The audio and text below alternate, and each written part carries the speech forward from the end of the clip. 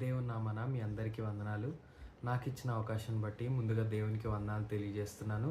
ఈ ఉపవాస కూడిక ద్వారా మీ దగ్గరికి రావడానికి నాకు చాలా సంతోషంగా అనిపిస్తుంది. ఒకరోజు ఒక రెస్టారెంట్ ఓనర్కి 2 లెటర్స్ వచ్చాయి. ఒక లెటర్ ఏమో పోలీస్ స్టేషన్ నుంచి, ఇంకొక లెటర్ ఏమో ఫైర్ స్టేషన్ నుంచి వచ్చింది. పోలీస్ స్టేషన్ వాళ్ళు ఆ లెటర్లో ఏమని మెన్షన్ చేశారంటే, మీ రెస్టారెంట్కి బ్యాక్ సైడ్లో ఉన్న డోర్ని ఎప్పుడు కూడా క్లోజ్ చేసి పెట్టండి. ఎందుకనంటే దొంగలు పడే అవకాశం ఉంది, మీ వెల్త్ అంతా కూడా దోచుకుంటారు. కాబట్టి రెస్టారెంట్కున్న బ్యాక్ సైడ్ డోర్ని ఎప్పుడు కూడా క్లోజ్ చేసి పెట్టండి అని వాళ్ళు ఆ లెటర్లో మెన్షన్ చేశారు.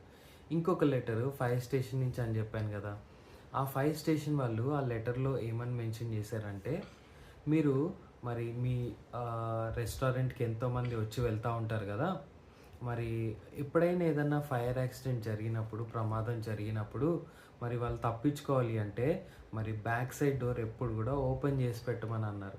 ఇప్పుడు ఆ రెస్టారెంట్ ఓనరు మరి పోలీసులు చెప్పినట్లుగా బ్యాక్ సైడ్ డోర్ని క్లోజ్ చేస్తాడా, లేకపోతే ఫైర్ స్టేషన్ వాళ్ళు చెప్పినట్లుగా ఆ డోర్ని ఓపెన్ చేసి పెడతారా? ఒకవేళ ఆ రెస్టారెంట్ ఓనర్ ప్లేస్లో మీరున్నట్లయితే ఏం చేసేవాళ్ళు? నిజమే కదా. ఇలాంటి కన్ఫ్యూజన్స్ చెయ్యాలా వద్దా, ఇది కరెక్టా రాంగా అనే పరిస్థితులు మనకు చాలా మన జీవితంలో జరుగుతూ ఉంటాయి. అయితే వాక్యం ఏం చెప్తుంది అని అంటే, 1 Corinthians 14:33లో ఏముందంటే, for God is not a God of confusion but of piece.